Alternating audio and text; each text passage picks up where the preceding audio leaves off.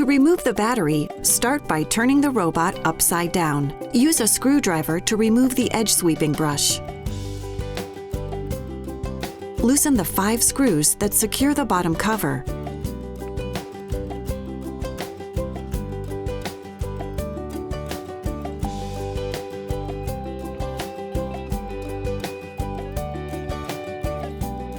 Remove the bottom cover.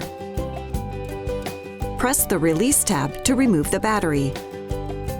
Place the new battery by aligning the channels of the battery with the channels of the robot and click the battery into place. Replace the bottom cover and tighten the 5 screws. Make sure the bottom cover is flush with all sensors. Replace the edge sweeping brush and tighten the screw. To finish, place the robot on the home base charging station to wake up the robot.